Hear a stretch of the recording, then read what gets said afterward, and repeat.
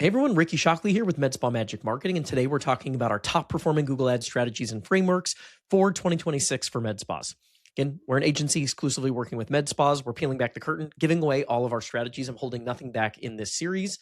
So yes, this is part of a series. If you haven't watched the previous videos, I want to strongly encourage you to go back. I think those are going to be groundbreaking, game-changing frameworks to help you better market your practice and to be more successful with your advertising and patient acquisition efforts in 2026 and beyond. We talk about branding, positioning, the EVA framework, how to win the validation phase, right? When we're generating leads, how do we maximize the chance those leads actually book and schedule with my practice and not one of my competitors?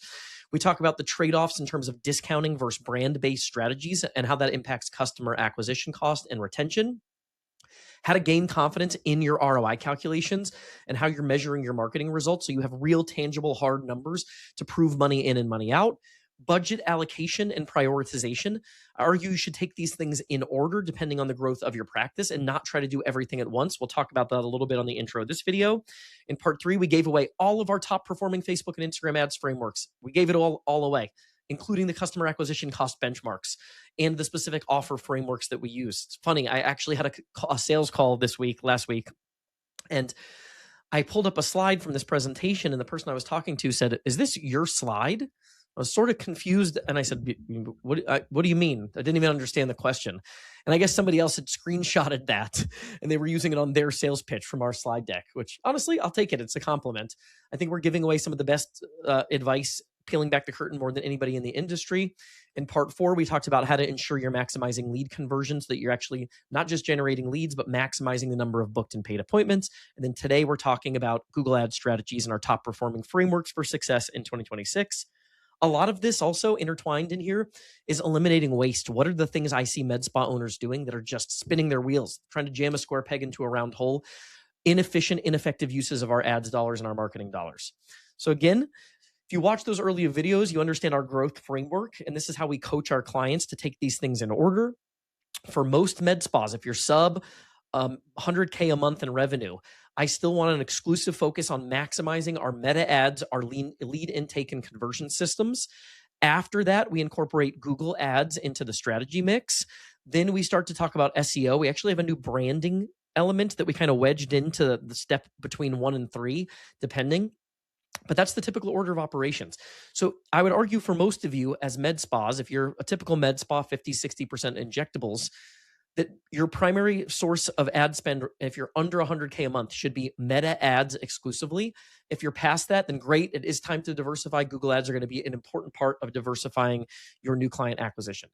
So let's talk about the difference between Google and Meta. Why do we put ad dollars on Google versus Meta? In our Meta ads video, Meta, for those of you who don't know, is Facebook and Instagram.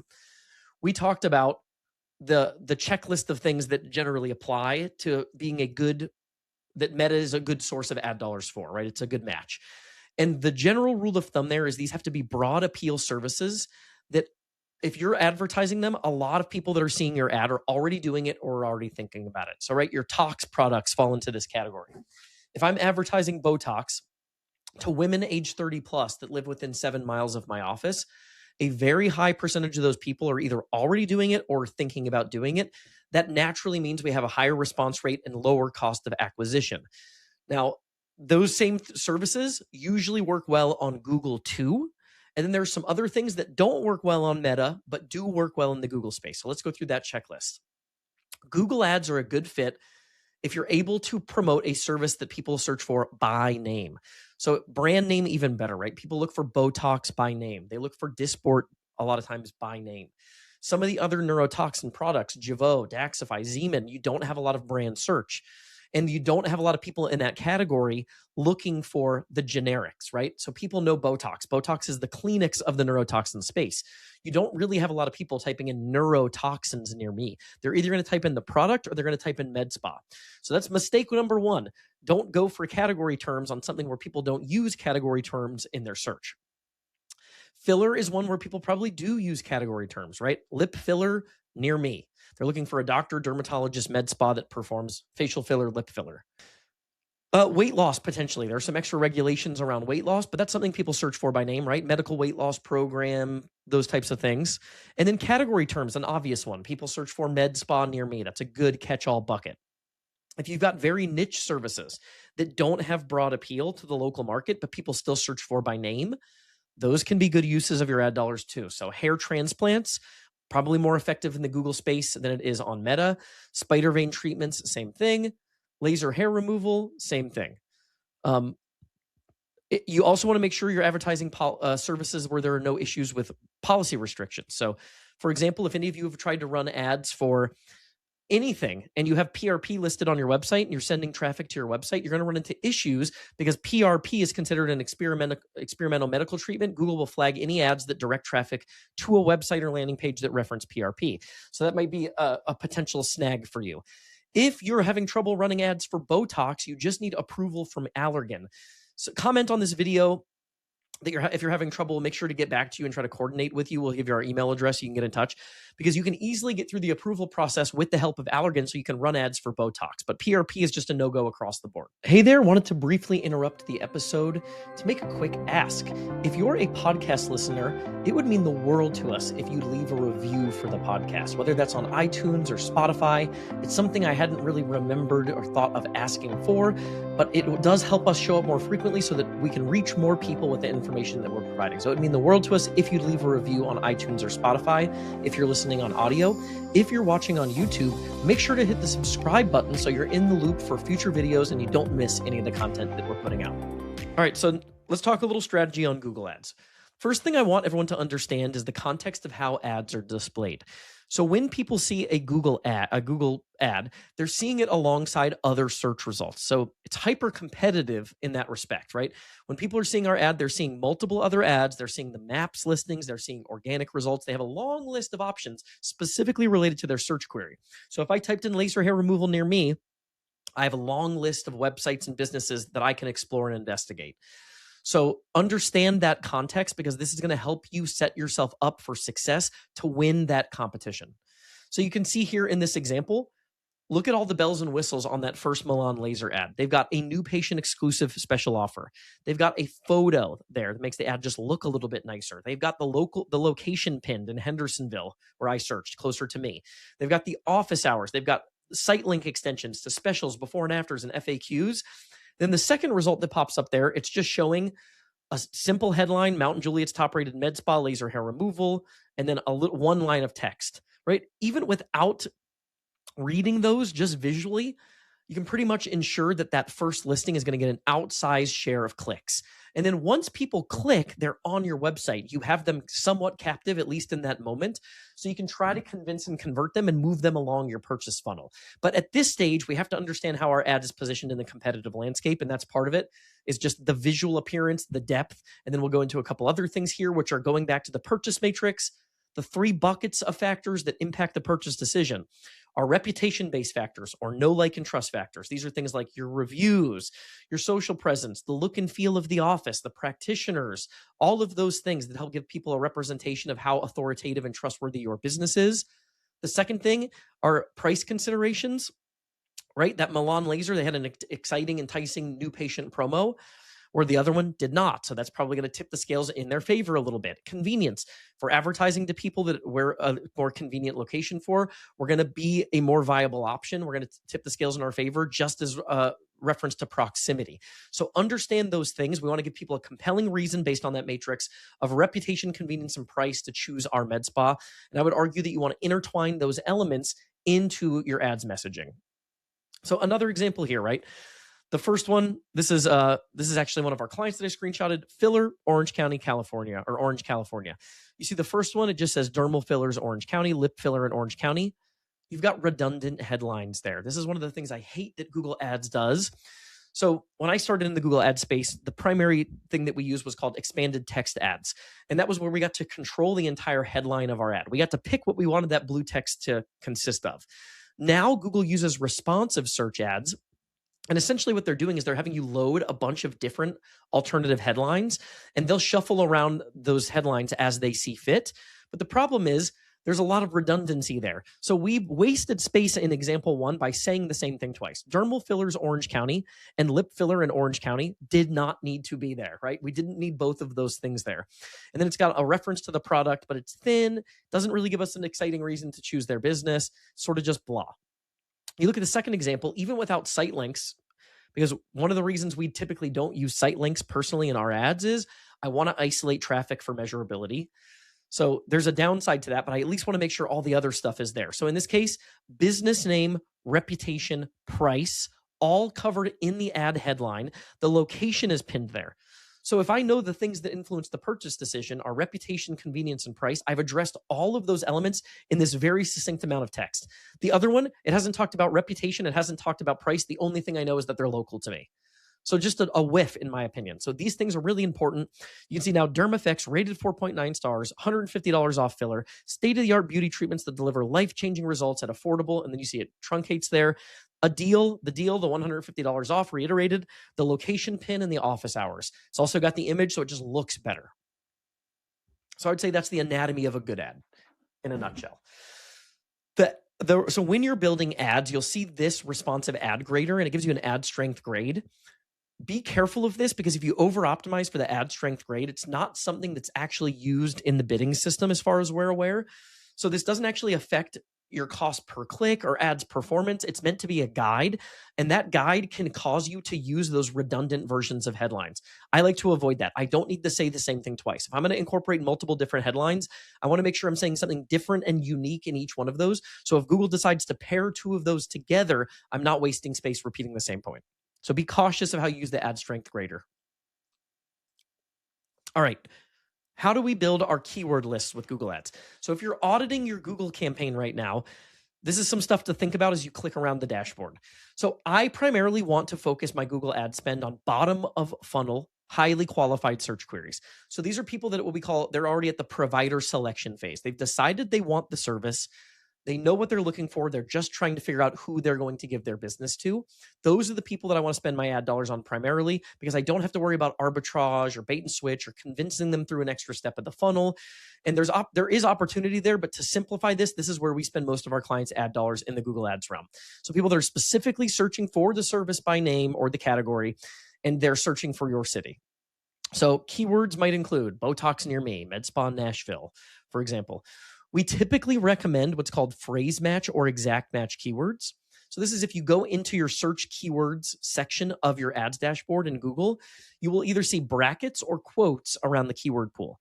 And that's basically restricting Google's flexibility and saying, hey, Google, we only want to show up for this exact variation or close variations of this phrase. Don't take too many liberties with what you show our ad for. Because with broad match keywords where you don't put any sort of restriction, what happens is you'll have a ton of stuff coming through that's just not the stuff you want to be spending money on. So I have an example. We did laser hair ads for a client. And on the second day, we were looking at the incoming search terms report because we had experimented with a broad match keyword.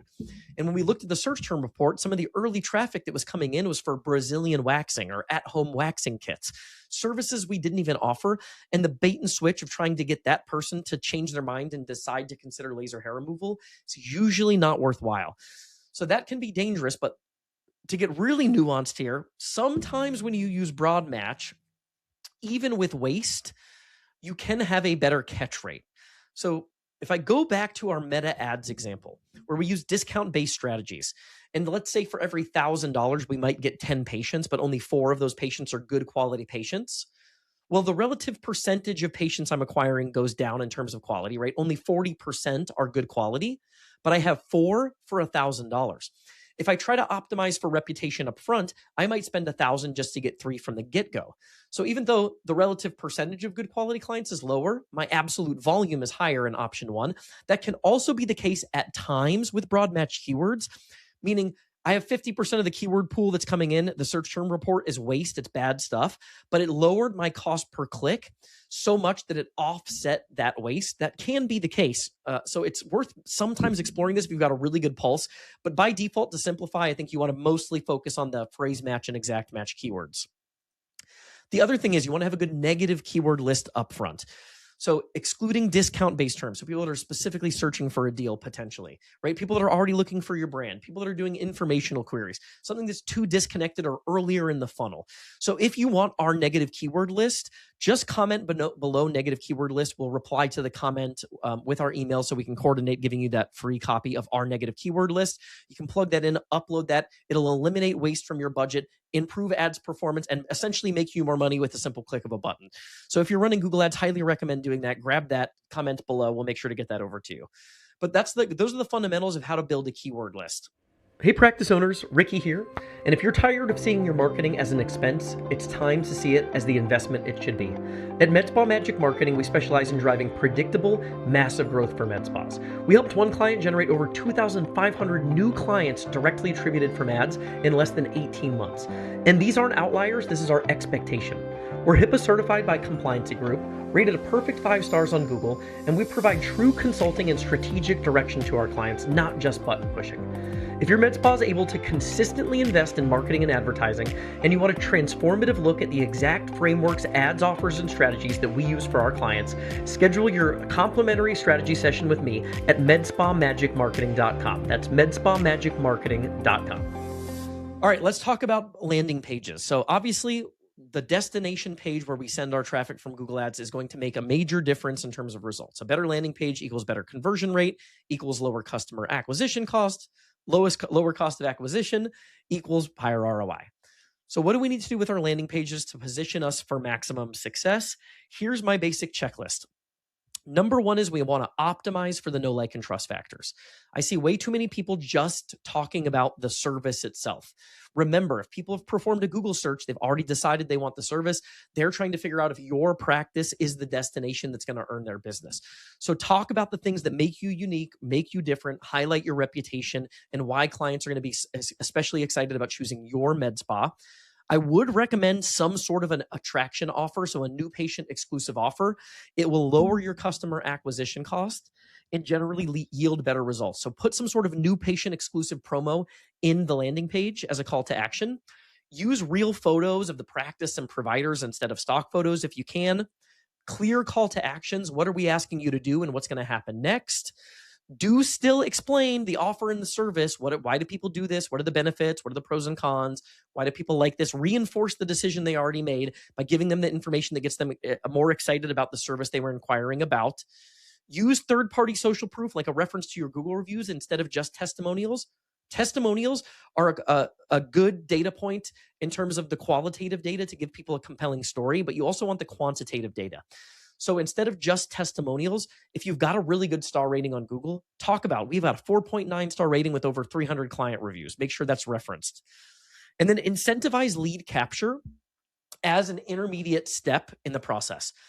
So when people get to your landing page, they're inquiring, they're at the stage of provider selection. They're going to do some research before they actually convert and schedule an appointment. I want their contact information while they're still in the validation phase and they're trying to figure out who's going to earn their business. So while they're still on the fence and they're doing their analysis, I want their information. So I recommend framing your call to action as a lead capture. So, hey, in order to access this offer, download the virtual offer voucher. You'll be asked to present this at the time of booking, right? Give them something where they actually have to fill out the form in order to access the deal that you're putting forward. That'll give you the opportunity to nurture and prospect those leads and to try to warm those people up and move them closer to the finish line, tip the scales in your favor. The last thing here, automate lead follow-up so that the people are getting some touch points automatically that help warm them up and get them over the finish line. We talked about that in the last video. If you didn't watch that video, please go back and do that. Some basic things here as you go into the setup. Make sure that your campaigns are not in like the basic default dummy mode where it's like I forget what it's called, smart campaigns, something like that, where it's basically Google Ads for dummies. They'll run you through some prompts and you think you got a Google ad up and running.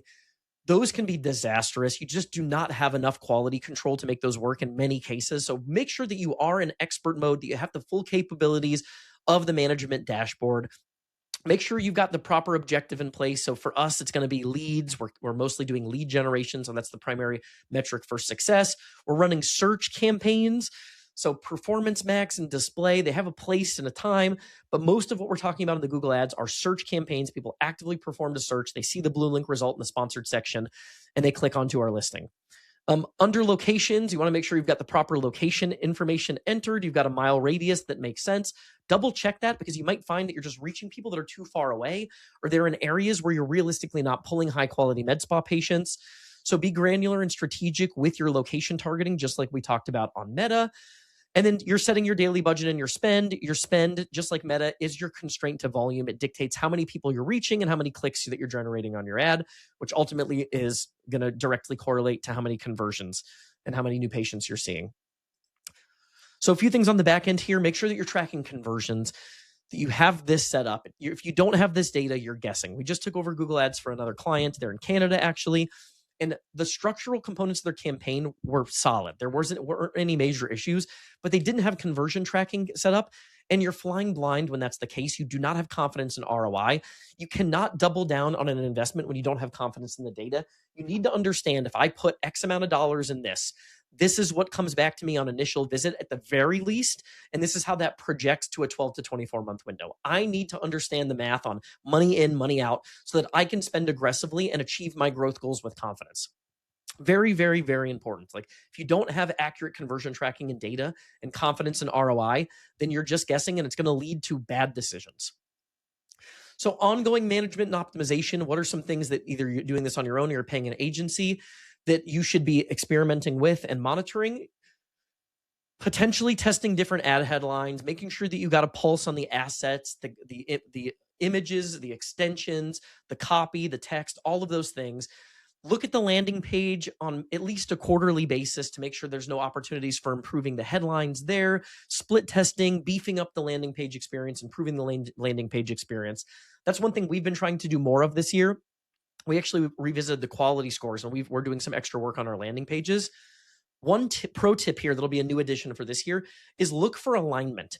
When you are running ads on Google and you're targeting probably, right, not just your town, but maybe 2 or 3 towns that surround yours, if people are searching, like, I'm in a suburb of Nashville called Mount Juliet. So if I'm trying to target people that live in Mount Juliet, but my office is in Nashville, and then you get to my landing page and the search query they typed in was Botox Mount Juliet, they get to my landing page and I only talk about Nashville, that misses a potential alignment checklist item in terms of how Google Ads and the computer systems, the AI systems, are grading the experience.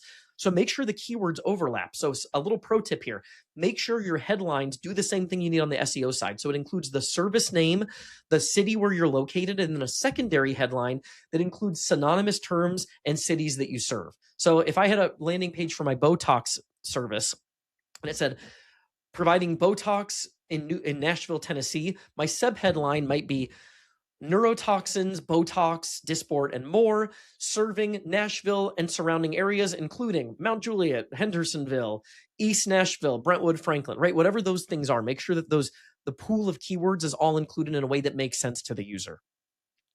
Also, call to action, something worth experimenting and testing with. Your offer, simple things like upping the ante on your offer can improve performance. One of our friends at Allergan, he did a test where they had 50 off, 75 off, and 100 off of Botox. And what they found was the steeper discount increased response rate, lowered their customer acquisition cost, and the revenue generated per patient was actually the same. So it was much more profitable for them to do $100 off than it was $50 off. So make sure you've got a good pulse on testing your offers and your call to actions. And then the last thing, consistently be in the search terms report. So on a weekly basis, if you go to Insights, you want to make sure that you're constantly removing keywords via the negative keyword list that aren't a good match and aren't a good fit and are wasting your budget.